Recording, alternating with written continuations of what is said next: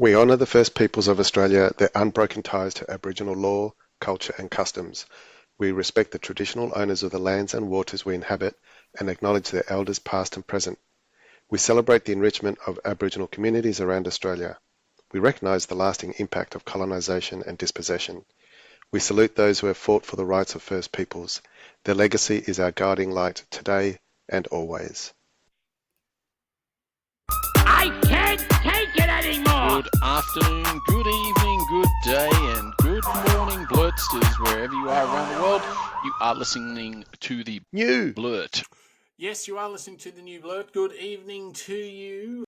Although I say good evening, but it is evening for us, but who knows what it is for you. I've got absolutely no idea. Tonight, I'm coming to you from Windsor country, the Kulin Nation of the Wurundjeri people.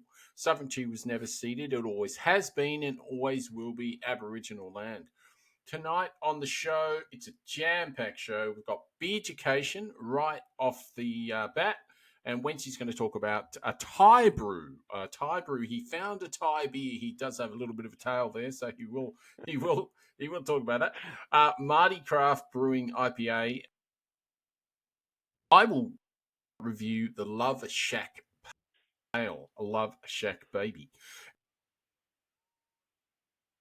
On Blurt Around the World tonight, it's International Coffee Day. We'll have a chat about that.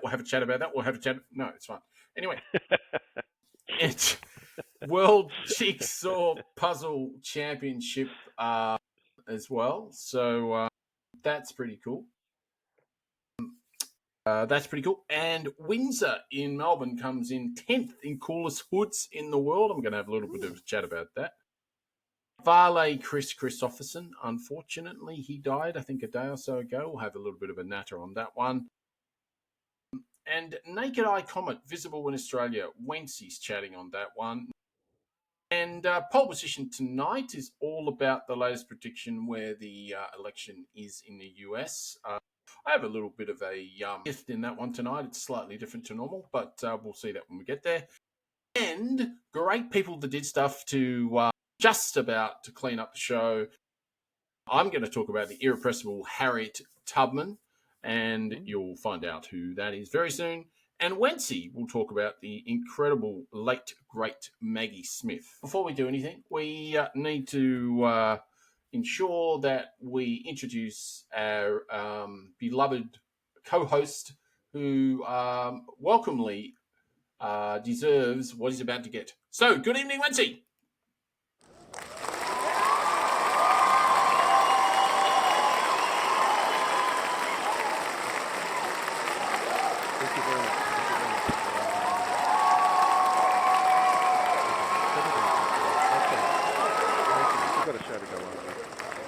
He gets embarrassed. I do. Welcome to not so sunny but stormy Chiang Mai. So, yes, it's been an interesting few days. Do tell. Yes. While I tell the story, I will quickly share a slideshow. So bear with me for a moment while I get this started. New platform, so hopefully no technical issues here. So you should be seeing a photo of the view from my balcony. Is that right? Yes and no. Yes and now no. Now we are. Okay, cool. It just took a few seconds by the sounds of it. No, I just had to hide our title. So. Right. Okay. There we go. Okay, so that is the view from our balcony. So we're on the 5th floor. Storm approaching. So yes, it's quite a show. We do get to see quite a few lightning shows. This was taken last night from our balcony and did a bit of a zoom and did some video. So got that lightning strike recorded. That's a pretty cool photo, Wencee. Pretty impressed with that one. That is pretty good. And then a few moments later, sun comes out, and it looks nothing to see here. It looks like God's coming down. It's yeah, like, pretty much. Hello, Wencee. I've come to get you. Oh no, not yet. I'm not ready yet. No, not for a long time. We hope not for a long time. Let's hope. Yes, bloody oath. Yeah, so that's the view from our balcony. Now this one here, we bought tiffins to be able to buy takeaway food because Asian cultures they use a lot of plastics, and we're trying to use less plastic. Nice work with the tiffins. Nice work. Yeah, so we are using that as much as we can. Doesn't always quite work. Sometimes we still get the plastic sauces and stuff that comes into a little plastic with the rubber band. It's hard to get rid of that, isn't it? It really is hard to get rid of that. But when you've got sick members of the family, we can't go out every day at the moment because, they're all suffering. But yes, so we're doing that. How many? Mm-hmm. I know you had one. Have you got more than one now? Yeah, it's rotating. So it started off with Eli, then Luke, and now Kim's got it. Oh, no. Jesus Christ. So hopefully I'll be okay next Tuesday. Hopefully I won't get it. What actually is it that you're getting? Just cold or flu, by the sounds of it. Okay. Yeah, raspy voice, sore throats, headaches. Yeah. I was listening the other day. They were saying there is a shitload of COVID going around the world at the moment. So. Yeah, we haven't ruled that out, and we haven't done any tests. But everyone's come good, which is good. That's the main thing. Yeah. Slowly. Yeah. On the picture now is khao soi, very famous northern Thailand dish. Looks tasty and hot. Tasty and very hot. Very spicy. This one we get from what we call the khao soi lady. It's a little street market thing. Not market, little street stall down an alleyway, not far from where we are. So that's one of our favourites. This is me having a chit hole beer. Yes. Last Friday. That was very good. Very that good. Smile that I've got quickly disappeared when I started drinking. Wasn't that pleasant? Yeah, so they were decent beers, but they were good bland.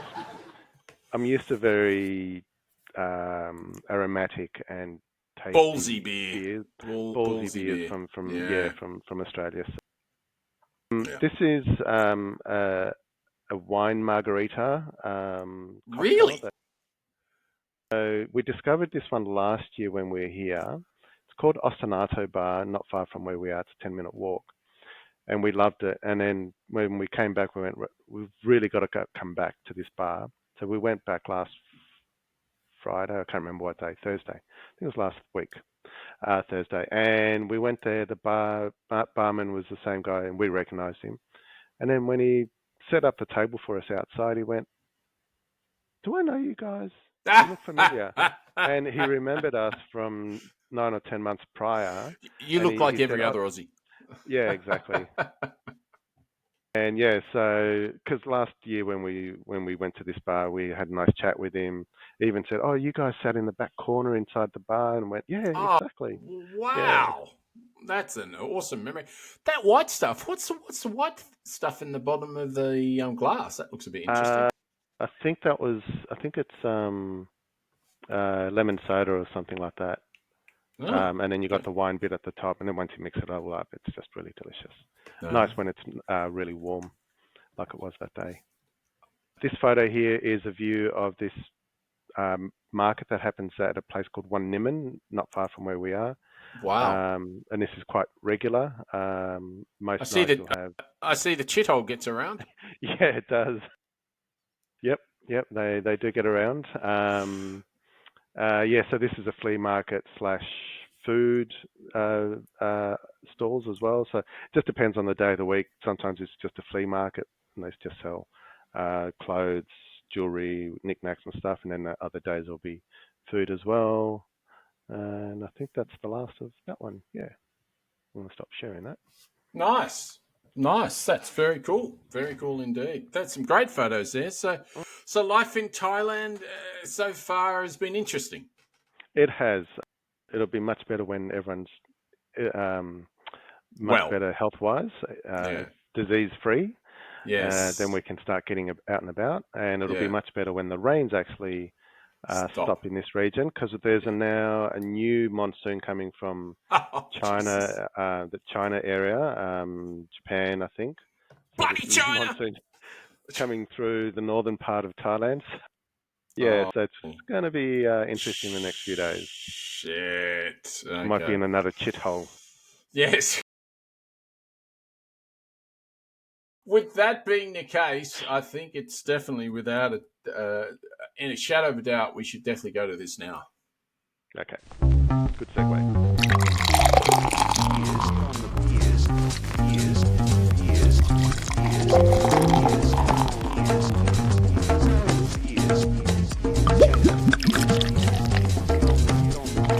And we're about to do Get on the beers.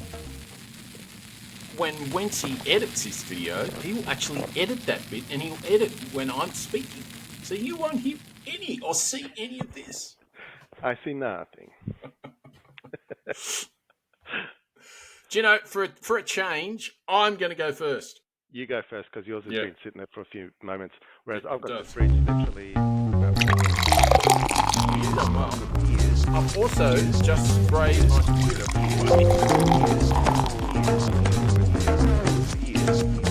Yes. Get on the beers. What have we got here? We have a lovely colour. My lovely left glass. It's very nice and pale, isn't it? I love my left glass. Yes. And it's called Love Shack Pale Ale. Oh, a bit more to your left, please.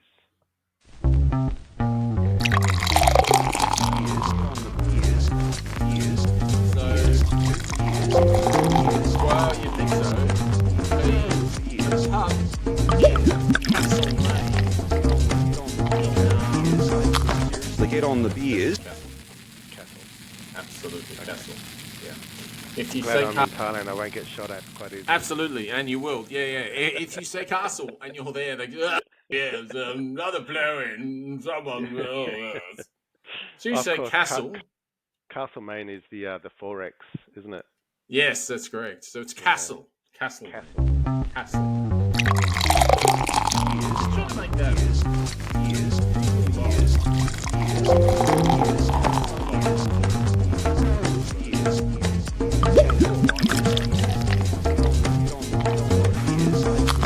Get on the beers. Yeah, I think that's it there. It's hardly on.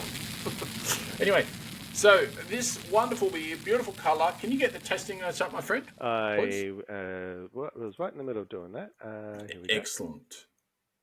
All right, hopefully you can see that. Yes, beautifully I can. So we have our Love Shack Pale Ale, and for Pale Ale,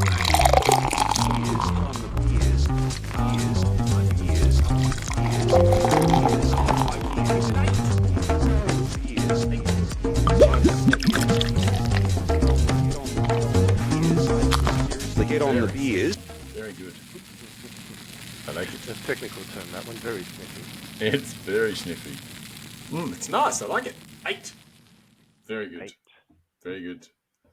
Now for the Pierre de Resistance. Let's give it a little.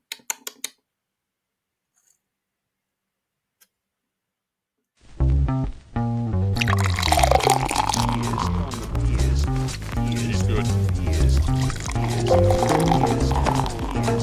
It is 25. Yeah, 25.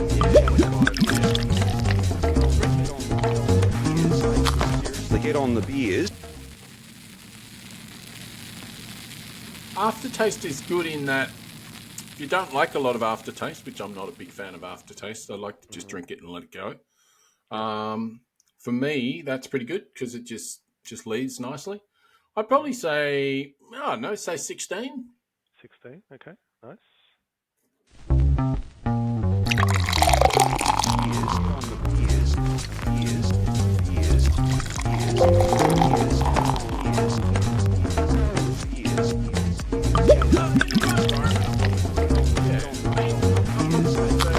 Get on the beers. It's not. It doesn't blow me away. It doesn't make me go, oh my God, that's the best beer I've ever had in my life. But it's a good pale ale. It's a nice pale ale. And what's the alcohol rating? Because sometimes that can be a factor in how many you can have. Well, that's a really good call, and I think it is quite high. Well, it's not stupidly high. It's 5. Not too bad.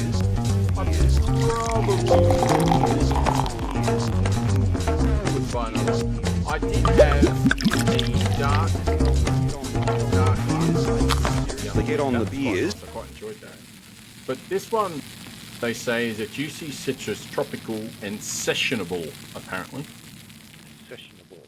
Sessionable. Yes, obviously having a session or two. Yes. Our pale ale is built to quench and please a balanced American-style pale ale with well-matched bitterness. Hop forward aroma sensation. I think they're calling it sensation. I would be the judge of that. They get on the beers. Really? Well, yeah, that's true. That's true. And then people meet them and go, I'm never believing anything you say ever. Exactly.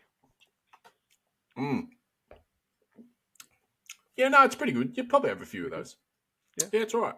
It's all right. Yeah, like you said, in the right environment, probably nice and warm with friends and out view. A nice picture oven I've just made. Yeah.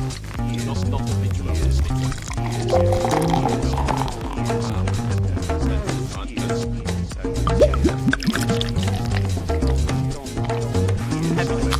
They get on the beers. So that's all good. 81, hey? All right. 81. Nice. That's not bad. That's not bad. That's a pretty good beer. That's a beer you want to go back to. So Yeah, that's all right. exactly. That's good. Excellent. Awesome. So Over to you, my friend. What do you got? Me. I have a, if you can see that right there, that is the Mardi Craft. How big is that can?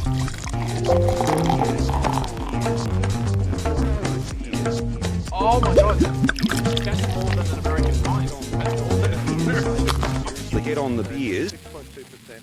Oh my god. My god. BU 40, so it might be a little bit bitter, but not overly bitter. I'd be me. I'd be you. I don't know what you'll be after that. Seriously. You don't want to be me after two of those. No, 6.2 on 490 mil. No thanks. Yeah, exactly. You'll enjoy the show.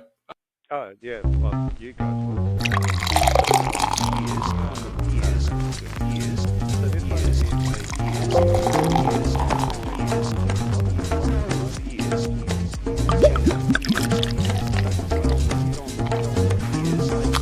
They get on the beers. All right. And whereabouts is it coming from?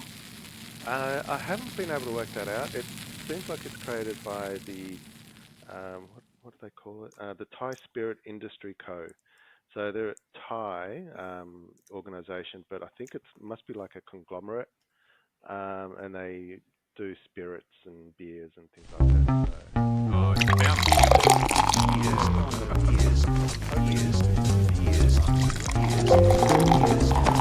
Good luck, my friend. Good luck.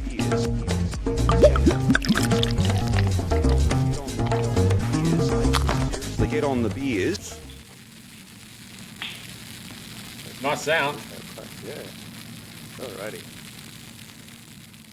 Time for a pour.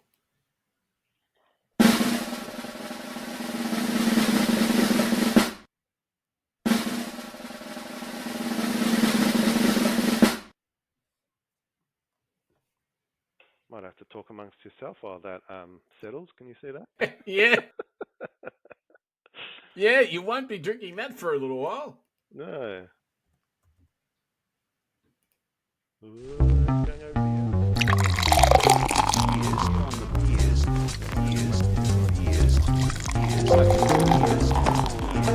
You just go for the big moan.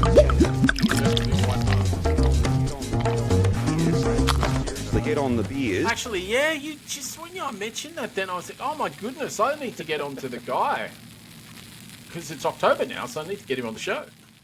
Talk about November. okay. So yeah, Yes, sounds like a plan. and then Maria will be Who's the back guy as you're well. referring So to? the one of the founders of Movember, I believe. Ah, so you confirm that.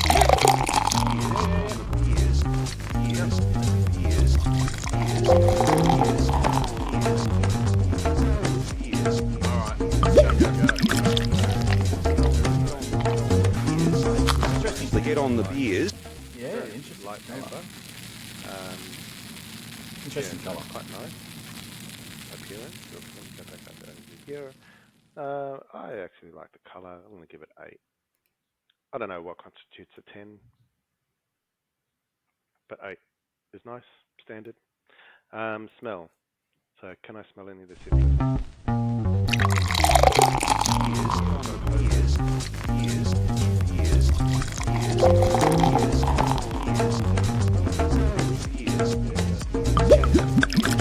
Maybe there just isn't a lot there. They get on the beers. Alright, 7. Go for a taste.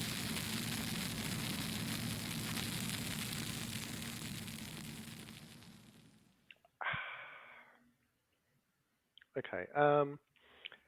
It's better than the shithole beers that I had the other night. I can definitely taste a bit of the bitterness. It's not.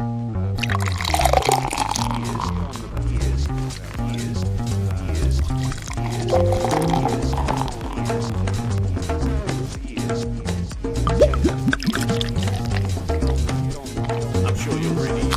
They get on Wow, the beers. 25. I know it's me.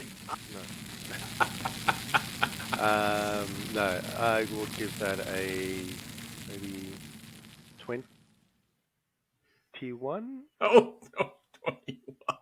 aftertaste. There's a decent aftertaste. I can still taste some of the bitterness, which I don't mind. I don't mind the bitterness in beer.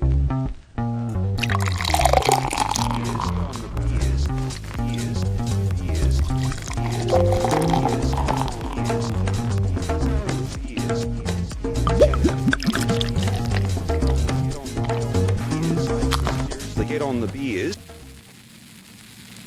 I think, I think after a couple of these, you'll probably Fall down. go home and fall down, or if you can get that far. Are you feeling the alcohol at all? No, not really. Are you tasting the alcohol though at 6.2? Because normally you can sort of... Yeah, I can taste a bit of it, but it's not unpleasant.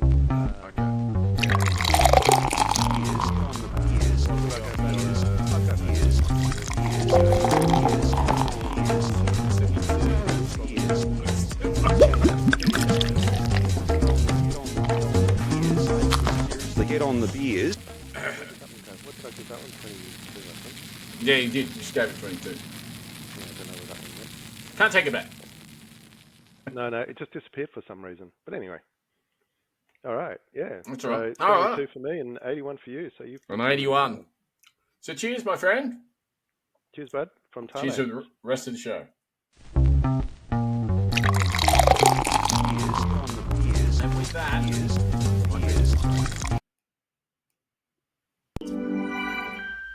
but if you do that, I only need that once. To apologise for some of the errors we might have. When you give blood, you're more than just a blood donor. You're the lifeblood of Australia. Search Give Blood and book your donation with Australian Red Cross Lifeblood today. Give life. Give blood.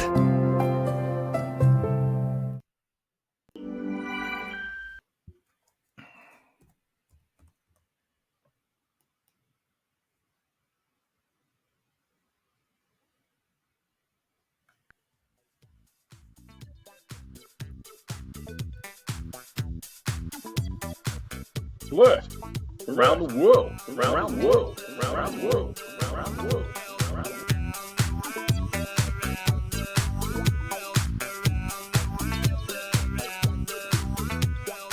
Blurt around the world, around the world, around the world, around the world. So, Wencee, Blurt around the world, my friend. What do you got? Yeah. What have I got? Big day today. You alluded to it at the very beginning. It was International Coffee Day. I feel like talking really fast now. Does coffee do that to you? Around the world, around the world, around the world, around the world. I think I would have to have probably about 5 or 6 in a short amount of time.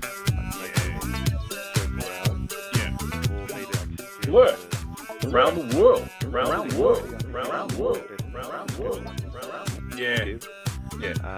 But yeah, it doesn't make me manic or I've got to say though, sometimes it can stop me sleeping though if I have anything after 12. So even if I've got like a bit of a coffee, Blurt. I haven't drunk Around the world. in the Around morning, the world. if it's Around after the world. 12 p.m., if I drink it then, I find that night I might not necessarily have trouble getting to sleep, but I might have Blurt. trouble staying. Around the world. Around the world. Around the world.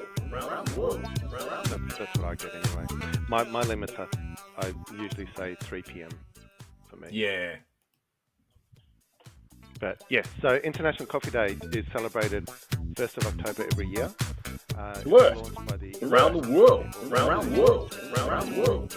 Around the world. home of coffee. But Italians Oh, it's the same problem. Well, yeah. Blurt. I think coffee Around the world. Around the world. Around the world. Around the world. has been drinking for centuries, but the Italians just made it popular and exported it around the world. I don't know about Australia, but some countries, businesses may offer free or discounted cups of coffee on this day. Nothing like that happened today where I bought my coffee out. So I was a bit disappointed. Well, it's funny, that you're mentioning that it's International Coffee Day because no one. We had a coffee this morning. Yeah, I had a coffee out this morning, and no one mentions it. No one talks about it. And you're like, if anyone should know about it, it's the people making coffee. Yeah, the baristas should definitely know, you'd think. Well, you would think. You would think. Yeah. So it's International Coffee Day. What day did it actually start? What year did it start? 2015 it launched, and the idea behind it is to, one, celebrate coffee, the great juice that it is that keeps me mentally awake, even if it is psychosomatic, or whether it does or doesn't make me alert. It makes me feel like I am alert. But the other reasons is to highlight some of the challenges and celebrate the coffee. So there's climate change is an issue, so it is affecting coffee growth or plant growth and the yields. Pests and diseases are a factor in producing good quality coffee and things like that. So the idea Blurt. of all of this is Around the world. Around the world. Around the world. Around the world.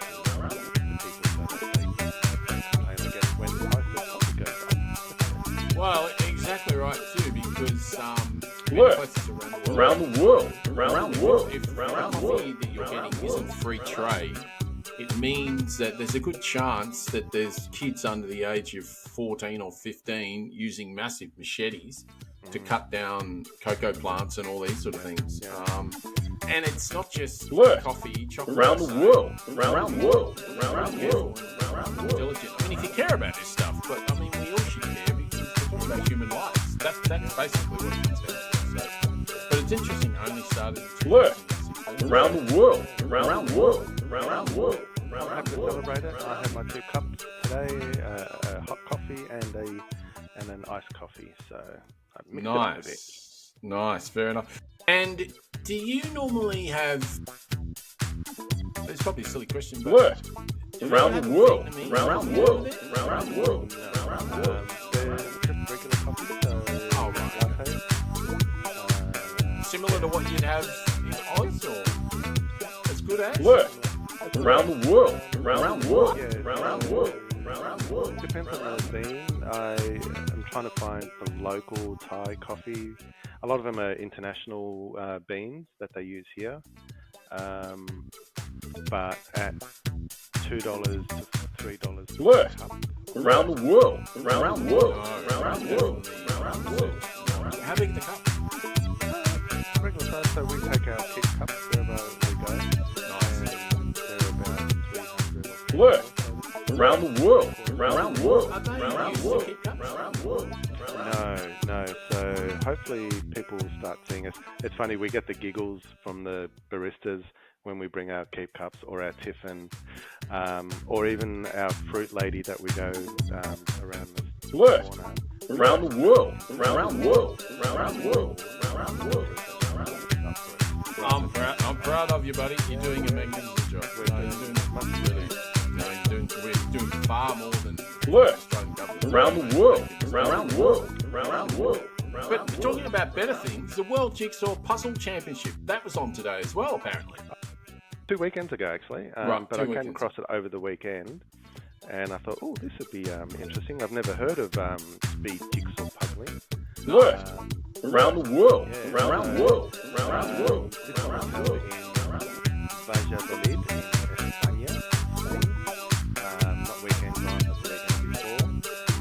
There are 3 categories. Blurt Individual around the world, around the world, around the world, around the world. The team category was won by a quartet people. They completed it in 1 hour and 55 minutes for their 2 puzzles. The Blurt pairs was won around the world, around the world, around the world, around the world. completed a 1,000 piece puzzle in just over 1 hour. And the video that I've got is Blurt Oh, around the world, around the world, around the world. this one is the individual category. It was won by a Norwegian lady by the name of Kristen Turve, and she won the 500-piece puzzle in 37 minutes. Blurt 58. around the world, around the world, 37 around the minutes world. and 58 seconds.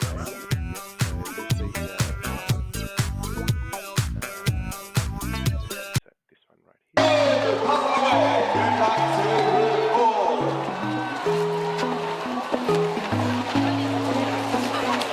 So she's obviously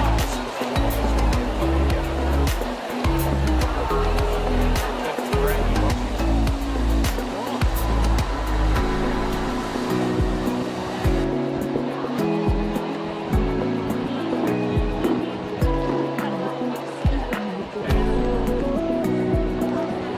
So in Australia,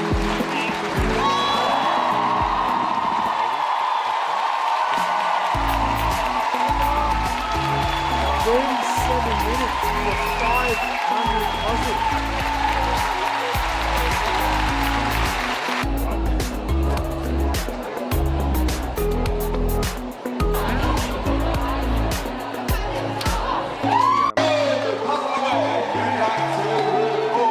Yeah. On cycle again there. Now that is pretty fascinating stuff. Yeah, exactly.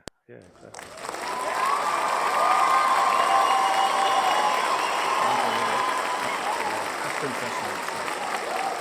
All right. Wow. It takes me 37 minutes. God.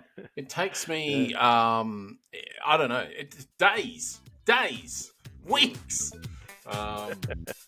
Yeah, to do even like Blurt 5 around the world, around the world, around the world. Yeah, I'm the same. I love doing puzzles, but sometimes dedicating a whole space that you know has to be only used for the puzzle for days or weeks, like you said. Blurt is around the world, around the world, Absolutely. around the world, around the world. And I'll tell you something else that's just happened as well.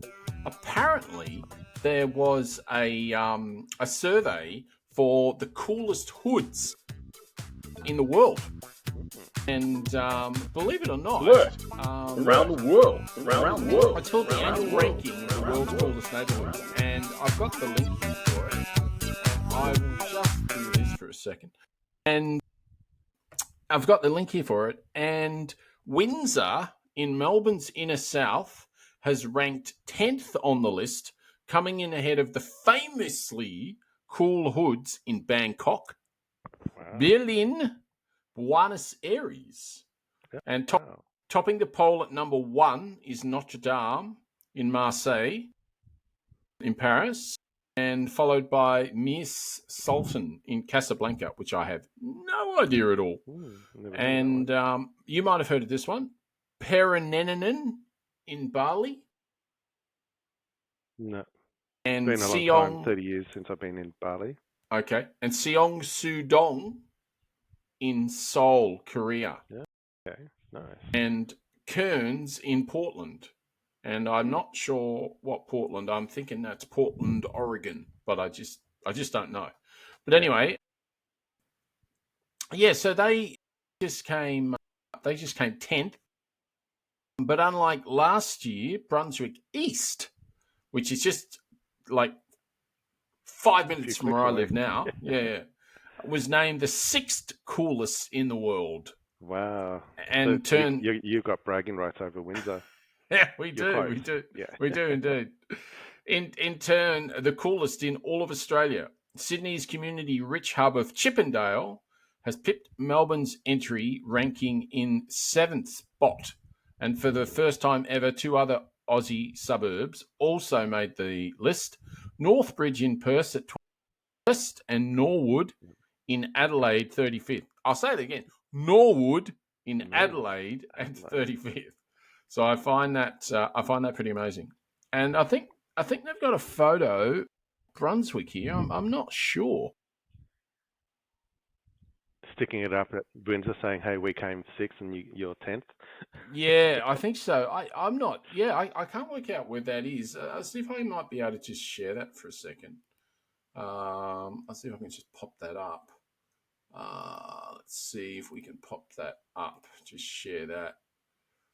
There we go. Oh, there we go. There we go.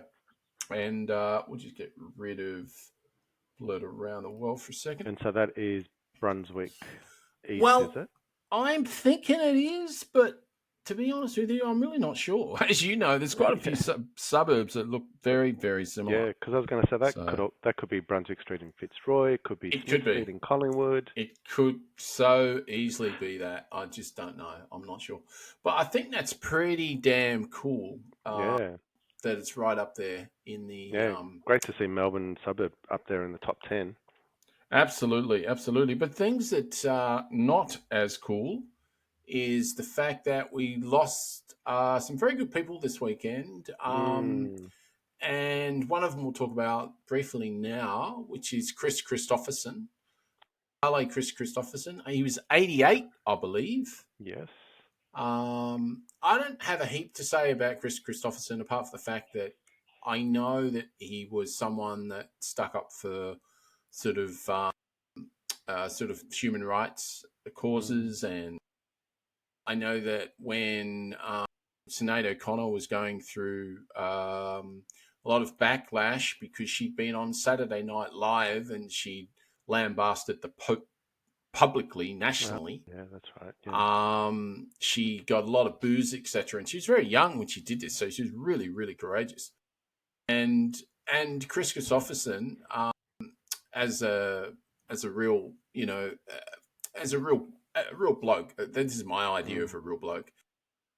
Just went out there and said, "Look, it's all good. Just tell them to get stuffed. You can do this. There's no problems." The interesting thing is, I had read after that as well. She wasn't happy about it because you could imagine Sinead O'Connor. She says, "I don't need a man looking after me. I don't need a man to help me out." But yeah, exactly. But he was of a different ilk. He was of a different era, and and so it's all well and good to say that, but I could understand it, and I totally get that Kris Kristofferson's heart was in the right place. Yeah, so, and it sounds like he would have said it to anyone, male, female, any gender. Yeah, absolutely. Yeah, and so a reference to our show title, The Final Journey for the Highwayman, as you probably know if you are a Kris Kristofferson fan, they had a band, I think, back in the 80s or something called the Highwayman, and I think they reassembled that band again back in the 2015 or something. Okay. I think they might have got back together. But one of the famous songs that Kris Kristofferson had, quite a few of them, but one of the biggest ones was Me and Bobby McGee, which just so happens to be the first song I ever learned on guitar. So quite cool. Right. Quite cool. Can you still play that song? It's not hard. It's pretty easy chords. Yep. It's all about the soul. It's all about how you tell the story with that song. So, but it's a great song. It is. It's a very sort of American country music, but really, really storytelling of the time. Yeah. And talking about country music, when we do Joke of the Week at the end of the show, that's what my jokes are themed on this week: country music.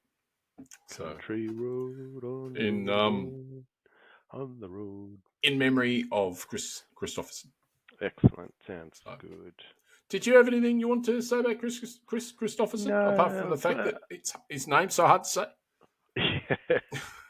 No, he was in some movies from memory, wasn't he? Was he in the Smokey and the Bandit series, or am I just getting my memory mixed up?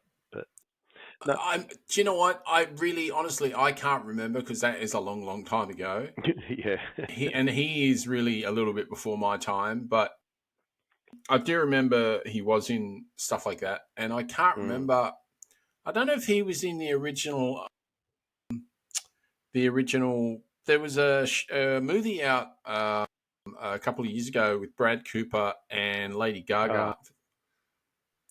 yes, yes, yeah, another one. Yeah, if you might be able to quickly Google it. Just while I'm talking about it. Well, I think Kris Kristofferson and Barbra Streisand were in the original. A Star Is Born. Yeah, and I think he was. I think he might have been in the original with Barbra Streisand. Okay. I could be wrong, but I can't Quickly remember. looking up IMDb, but it was in Blade 1 and 2. Must have been as cameos style. We're talking 80s. The Star Is Born, the original, is 1977, 78 or something, I think. Can you see that? Can you see the original there? Not seeing that yet. Not in the last movie, Cisco Pike Bloom. A Star Is Born, 1976.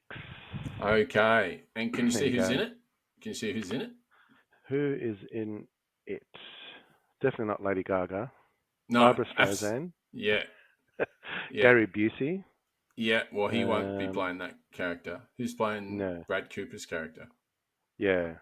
So Kris Kristofferson, Barbra Streisand, Gary Busey. Oh, so Kris Kristofferson is in it? Is in it, yes. Good. So I was right then. No, you're right. All right. You're right. Excellent. All right. Cool. Okay. Yeah. So see if there's anyone else who was famous in there. Booker T. Jones was in it. He sounds very familiar. Yeah, he's pretty famous in the music scene. Yeah. So it's definitely been big in the country music as well as movies and TV shows. So it's left a big legacy behind. Yeah, definitely. But he's also had a really full life, and I think he just died of old age. I hope he did. Do you know how he died? I didn't get that bit. No. Yeah. I'm assuming he just died of old age, and I hope he did because that's a nice way to go out. That's a good life. And with my naked eye, I am seeing there's something to do with a comet coming this way. I spy with my little eye something beginning with C. Comets. That's right. Talk to me about it, Wencee. Take it away. Yes. So for those fortunate enough in Australia, where is it? This one here is the one I want to share. So there's a comet called C/2023. Around the world. Around the world. Around the world. Around the world. It was discovered from an observatory in China early last year. Blurt. Around the world. Around the world. Around the world. September went closest to the sun, which is called the perihelion, and now it's gone past the sun and now it's heading back towards the outer solar system. But in the process, it's coming past Earth. Excuse me. And this is the comet that is now visible in southern skies, and I believe if we got clear skies here in Thailand, I should be able to see it. But in Australia, you'll be able to see it at roughly at the moment at 3:30 in the morning, so before sunrise. It's getting very close to being visible to the naked eye. If you know exactly where to look, you'll see the little bright head, and you may see a faint tail.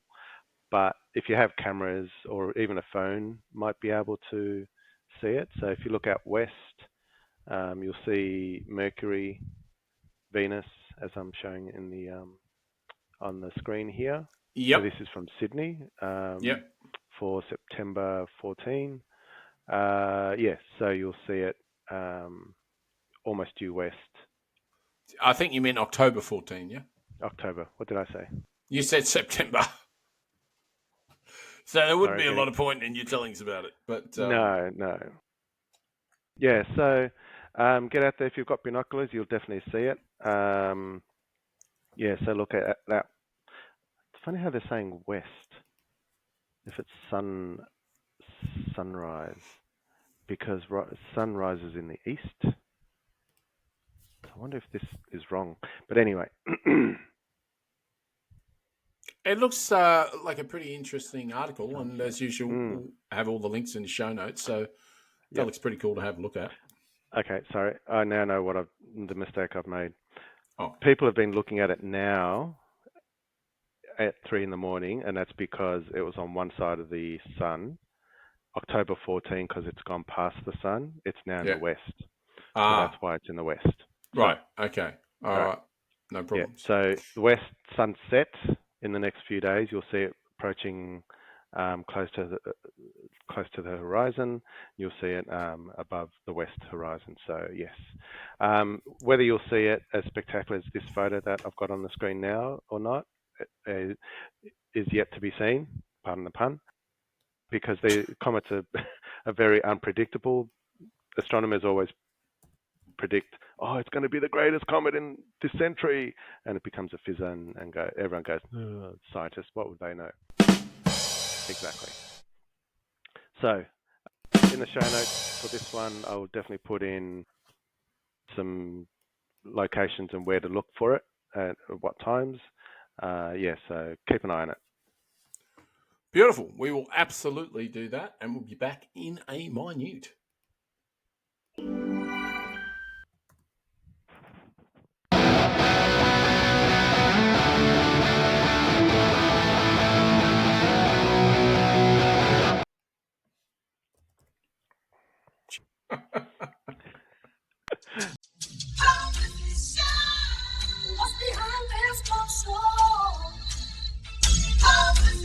Welcome to our newest segment, Poll Position. Yes, it absolutely is our newest segment, Poll Position, and it's all about where the elections are for the latest polls in America. The US. Yes, absolutely, because there are quite a few elections that have just happened, and apparently there's one that just happened in Austria that none of us really want to talk about on this show. So, and there's one happening in Queensland. That campaign started today for late this month. And just anyone listening to the show that's, anywhere around Australia, really, if you're listening to this show. 7th of October, council elections. So, in Melbourne? Well, it's in Melbourne, but I think council elections all around Australia. I'm not sure. I might have that wrong. No, definitely not Queensland, because we had our council elections in Queensland early this year. Oh, okay, cool. Early March. All right. Apologies then. Obviously, specifically in Melbourne. That'd be my guess. The ward that I'm in, the Moonong ward, Moonee Valley, is going to be sending out ballots 7th of October, I think it is. So check your mailbox, because apparently that's how we vote, via mail. I think you can go into a booth or something, but you don't have to. So, okay. Yeah, pretty easy stuff. There's a problem when we have Beerducation. Yes, exactly right. Exactly right. So, okay. So what I've got is I've got a poll here of Kamala Harris's economic policies have proved far more popular than Donald Trump's plans in a blind test of proposals, which is pretty interesting. American surveys were given a list of 12 policy proposals, 6 from Harris's campaign and 6 from Trump's. The poll did not say whose campaign the proposal came from. Nearly half, 44% of all those polls agreed that it would strengthen the economy, which was a federal ban on price gouging of food and groceries. Now, I'm not going to tell you who did what here, and I'm going to do a little on-the-fly quiz with you while we're here. Okay. And I might even be able to share this screen. So we can do it one at a time and reveal it one at a time. So let's see how we go here. Just going to see if I can get my... Okay, cool. All right, let's get that happening. All right, we're back. So what I'm going to do is just share my screen, and it's window, which is that one there. Okay, so what we've got here is, which candidate has proposed a federal ban on price gouging food and groceries? Oh, Trump, okay, so- Harris, or both? Oh, okay. I will. Yeah, I think you're right, and I'm not 100% sure. Yeah, well, we've got one of them. Hey, Okay. Can you control the drum roll? That'd be good. Not when you're sharing a screen. I don't think so. I don't think we can do that. Can you not do that? Oh, that's I don't know. Let's find out.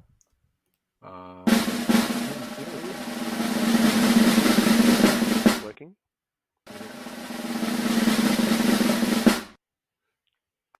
Okay, so we did a reveal, and what was our reveal? Ooh. Which candidate proposed expanding the child tax credit for middle? We'd Harris. say Harris. It's gotta be. Yeah. Yes. Which candidate proposed select tax breaks for small new? I think that's Harris too. Proposed selected tax breaks. Small. Yeah, I'd say Harris if it's small business. Because he wouldn't know what small business was. No. Which candidate has proposed increasing the tax rate on long-term capital gains for those earning over $1 million? There's no way Harris. Trump would be doing that. Yeah, Harris for sure. He wouldn't even know what that was. Which candidate has proposed the mass deportation of millions of migrants? They're eating the dogs, the people that came in. They're eating the cats. They're eating the pets of the people that live there. For first-time home buyers, that's Harris. It's got to be Harris. Yeah. Which candidate has proposed eliminating taxes on tips? I'm going to say both. She copied his policy. Right. That's allowed. As soon as he went, she went, yeah, sounds good. Yeah, I'll do that. And I'll do all this other stuff as well. Yeah. So, which candidate has proposed imposing more tariffs on all foreign goods? Trump. Which candidates proposed tax cuts across all earners, especially top earners? For Harris. Yeah, I reckon that too. Oh, It was Trump. What? Proposed tax cuts across all earners, especially tax cuts, of course. Tax cuts. Rookie mistake by both of us. That's just terrible. I read it too fast. Yeah, I'm same with you, buddy. Totally same as you. So, what do we got? That's number 11.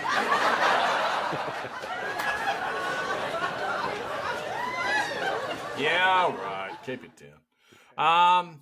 Which candidate has proposed selected tax cuts for corporation? Trump. It's got to be. Or is it both? I'm going to go tax both. Cuts. I'm going to go both. I reckon you might be right, you know. It's Trump again. Oh, damn it. Should have gone with my first answer. Yeah, should have. Definitely. We're doing a little bit shit here. It's got to be said. Which candidates proposed selected 50,000 tax deduction expenses for... I reckon it's got to be Harris. Got to be Harris. Yeah. Let's go Harris. Yes. Yep. Go on, right. Nice one. So how did we do there? We didn't do that well. We still got a few. Well, Two wrong out of how many? We got 1, 2, 2. Yeah, we only got 2. What was the total question? 11 or 12? Let's have a look. Yeah, 12 questions. So 12. We got 2. We got 10 out of 12. That's pretty good. I think we more than passed that test. So that's pretty good. Now, just while we've got that, we'll just do a quick look on where the polls are. So a few things we got here is Trump's policies are popular with his base, but when asked about proposal for mass deportation of millions of migrants, 43% of Republicans said it would be good for the economy versus 24% of independents and 15% of Democrats. What that tells you is 40% of Republicans are fucking idiots. Because if they deport millions of migrants, their economy will go through the floor. Yep. All that cheap labour, they're going to really be going, why did we get rid of them? But it's not even just cheap labour. It's just general labour, because Americans, as a rule, aren't having enough kids. So they're not having enough kids, then they don't have enough workers. So that's the whole thing about this Haitian bullshit. In Springfield, they had like 20,000 Haitians, but they were all legal, and they were all asked to come there and work because they needed them. And the town really loved them because they were fantastic at integrating and all the rest of it. And that's probably harder working than the Americans. Absolutely, 100%. We get that in Australia too. A lot of the immigrants work way harder than us Australians. They do. There's no doubt. Absolutely no doubt about that whatsoever. The shift in focus seems to be working. Harris policies were particularly popular with younger Americans, an increasingly powerful voting bloc. Some 87% of millennials, that's pretty big. And Gen Z voters said at least one of Harris's proposals will be good for the economy versus 79% of young voters who said the same for Trump. They're idiots. Of the 4 generations polled, millennial voters seem to be the most on board with Harris's candidacy. By her appointment after President Biden withdrew, the majority of millennials, 60%, said that Harris's policies are better than Biden's, compared to just 36% of boomers. So, what do we got? So since the last poll, the economy improved across several key measures. Inflation fell back to 2.5% in August. The lowest it's been since 2021, has been going down for the last 5 months. Though there have been some anemic job growth reports, unemployment is still relatively low, which is true. And the stock market, exactly right, it's just had record highs just at the end of September. And all of this is despite decades of high interest rates, which the US Federal Reserve only started to cut this month. But one thing that did happen today, which is not very good, and we'll have to keep an eye on, is the dock workers around America have got just gone on strike. Oh, okay. Wow. Which means we're going to have supply chain hold-ups, etc., in America until they sort this out. So,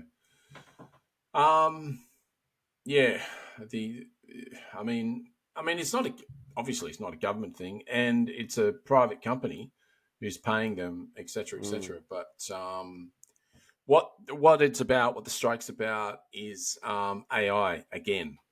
Right. And automation taking over their jobs, etc., etc. So they're basically, just trying to protect it, which I can totally understand why they want to do that. Yeah. Because exactly. so many excuse me, so many people so many people around the world, even including ourselves at times, thinking about the validity of AI and the capacity for it to replace you as a person in the workforce and all the rest of it. But as we've talked about on this show before, the thing it still can't do, and I mean, maybe one day it will be able to, but probably not for a little while, is independently think.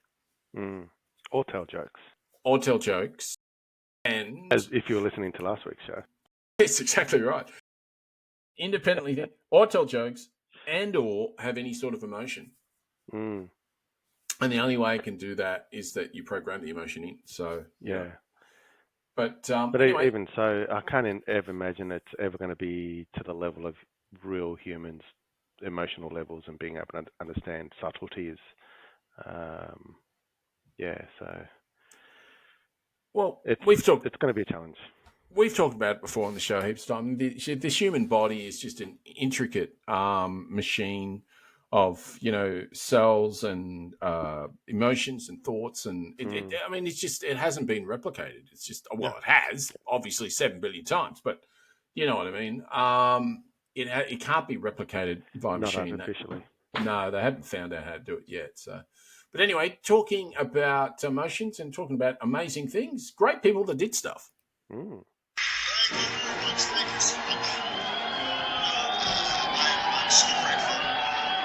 Hi, and welcome to Great People That Did Stuff. Okay, I am going to talk about the late and great Dame Maggie Smith. the ticker tape is now the right size. Yes, so Dame Maggie Smith, a legendary British actress, has been acting both stage and television for well over 60 years. Sadly, she passed on the 27th of September.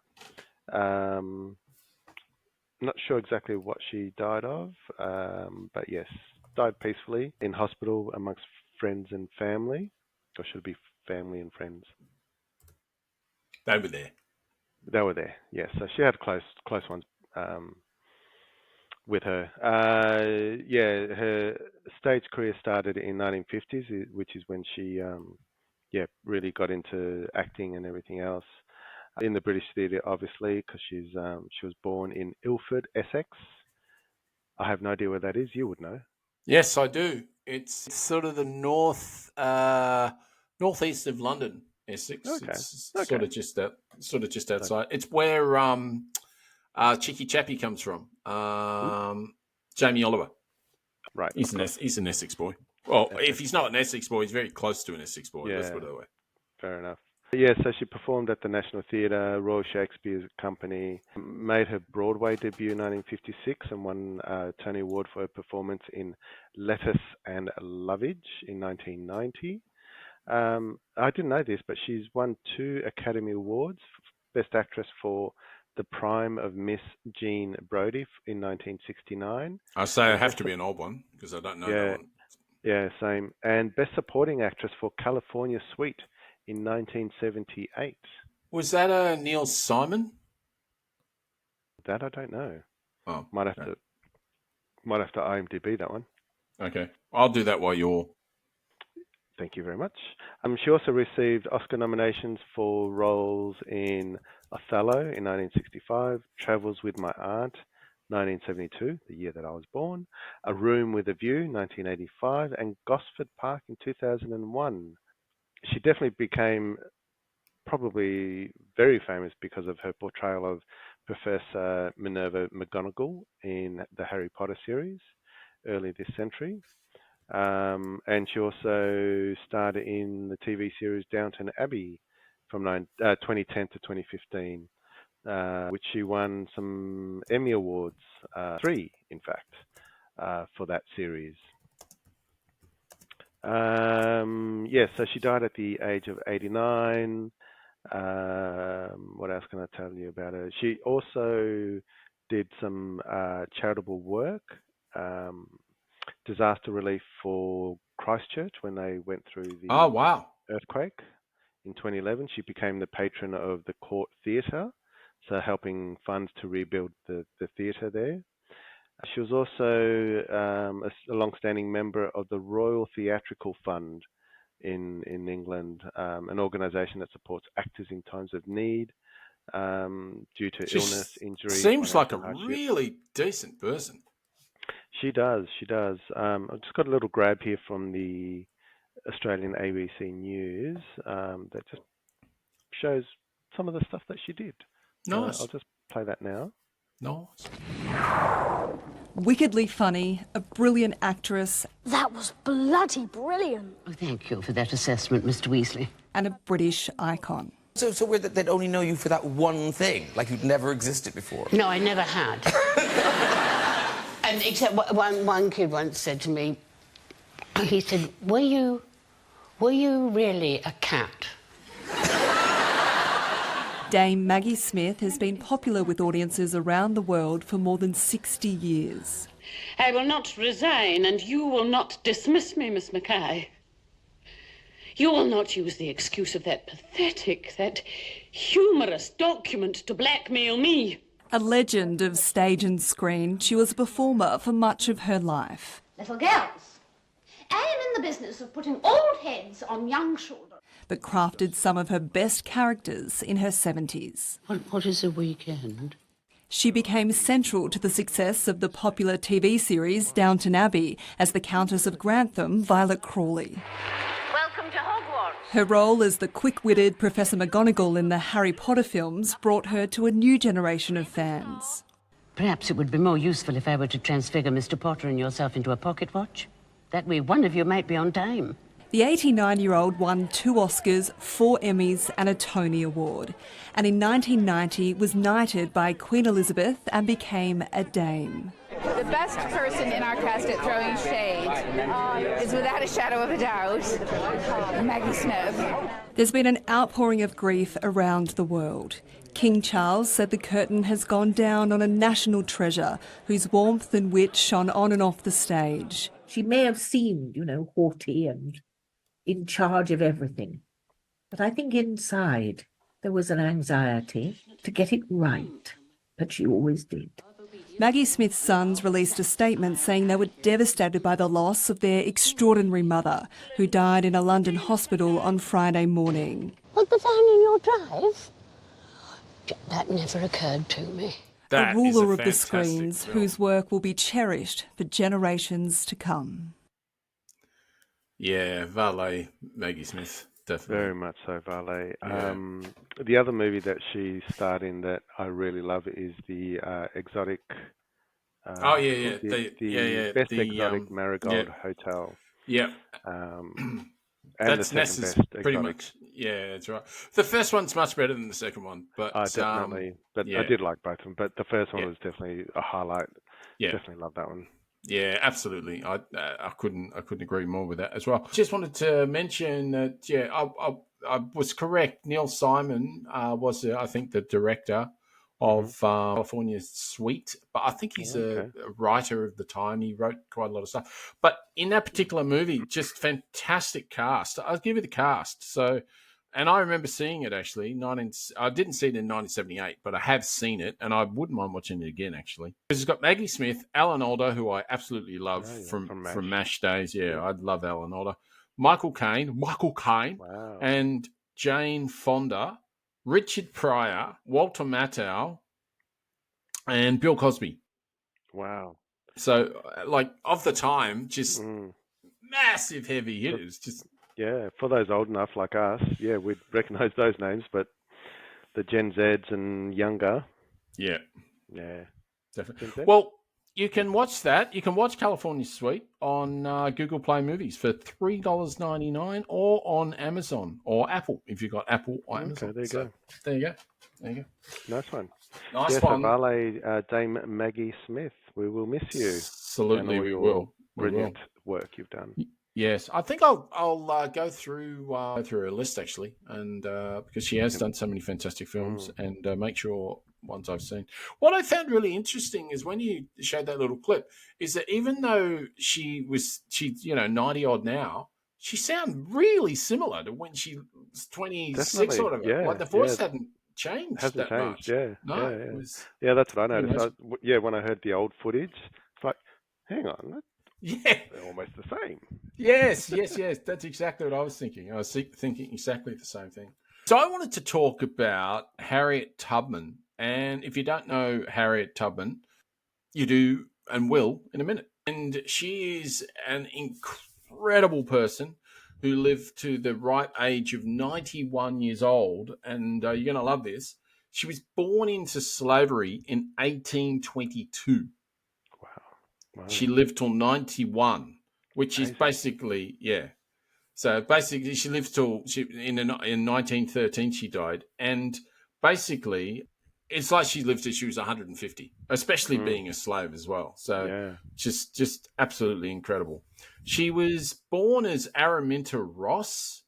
Her nickname was Minty. And she was born in Dorchester, Maryland. And she was separated really young from her family because her family was stolen away from her, which is pretty horrible stuff. When she was really young as well, she got an injury in her head because some brilliant overseer, i.e. someone who's meant to be protecting her as a slave, struck her on the head with a 2-pound weight just because he was a bastard. And as you can imagine, that's leading to lifelong epilepsy. And she later worked alongside her father in the timber fields, and she developed skills that aided her escape by working in the timber fields, etc. She was able to sort of understand working with her hands and just getting all different sort of skills to be able to be independent in her own life, because she had already made up her mind that she was going to be free. Yeah.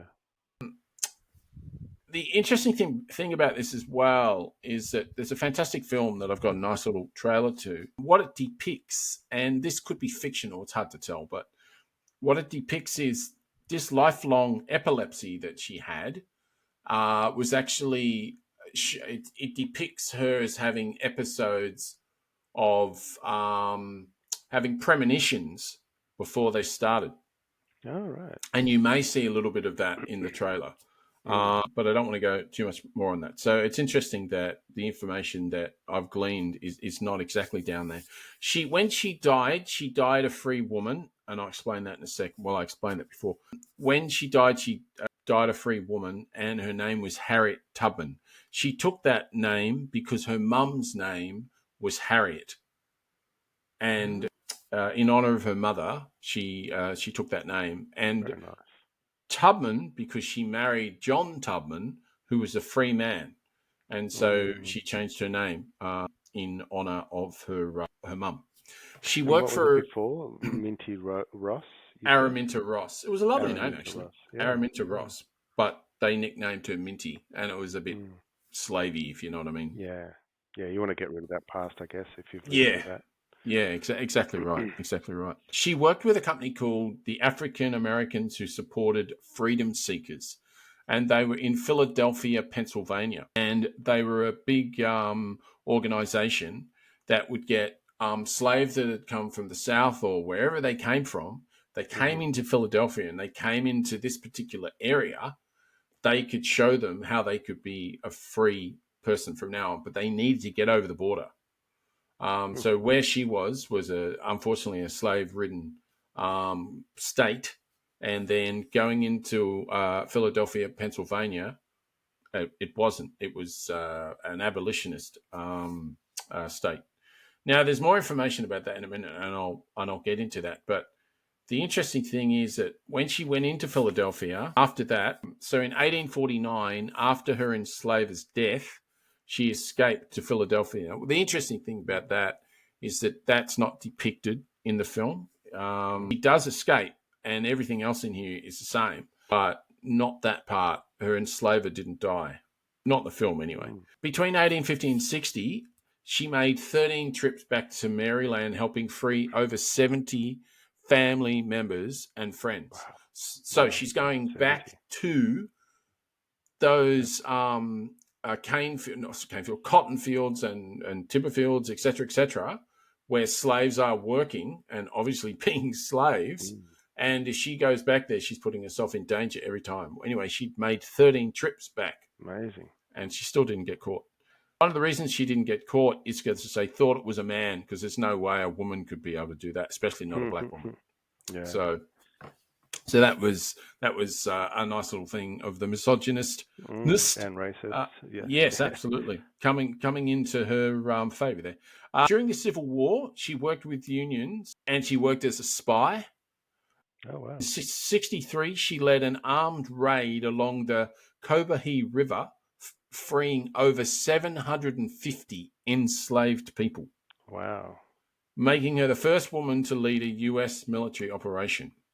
Amazing. Yes, she's pretty extraordinary. And when you see the depiction, it definitely depicts extraordinary. In 1959, she bought a house in Auburn, New York, and co-founded the National Association of Colored Women. After marrying Nelson Davis and adopting a daughter, she continued her activism until her death in 1913. She was 91. Yeah. Now, a couple of things here. Her legacy endures through tribute statues and her inclusion on the US $20 bill. Her story remains a symbol of compassion, courage, and fight for freedom. Now, that is almost true. I have done some more research because I always like to be as accurate as I can be.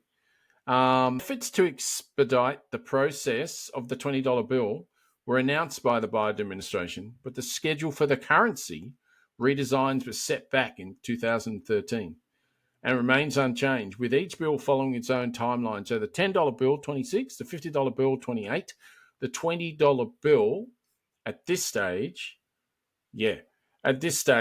she's meant to be 2030. Harriet Tubman should be on the 20. But at the moment, Andrew Jackson, who's the 7th president of the US, is on the $20 bill. Right. The redesign process requires rigorous testing, public education, blah, blah, blah. What she basically did is she led a group called the Underground Railroad during that slave time. So before they went into the Civil War. And that's when she was going back on those 13 trips, etc. That's what the whole organization was called. Yep. So if you ever hear about the Underground Railroad, that's what it was. That's what it was, yeah. Yeah.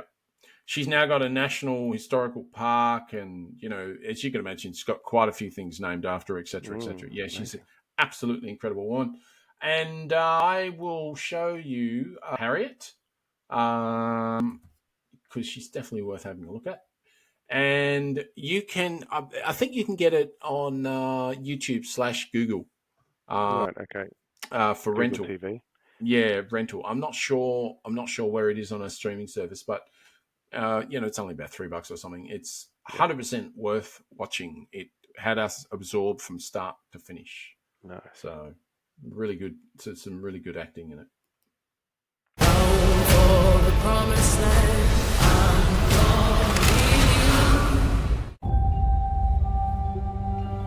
There's not much time. You got to be miles away from here before dawn. Where is she? Follow that North Star. If there are no stars, just follow the river. Listen for them. Fear is your enemy. Whoa, easy now. I'm gonna be free or die. I don't know if you know how extraordinary this is, but you have made it 100 miles to freedom all by yourself. Would you like to pick a new name to mark your freedom? Harriet Tubman. You are welcome here anytime. If I'm free, my family should be too. I made up my mind, I'm going back. You're confident, composed. When trouble comes, you'll be ready. Papers. Says here you're 5.5 feet tall. You ain't more than 5 feet. Must have won my high boots that day. Why you back here? It ain't safe. I come to get you. Bring all of you to freedom. Do you know what would happen if you got caught? You got lucky, Harriet. I made it this far on my own, so don't you tell me what I can't do.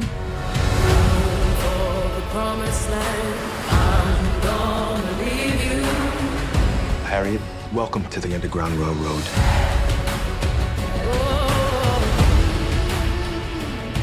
Everybody, everywhere is looking for you. God don't mean people to own people.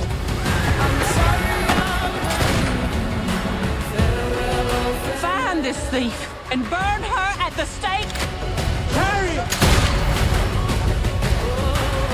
I would give every last drop of blood in my veins until this monster called slavery is dead. Ready?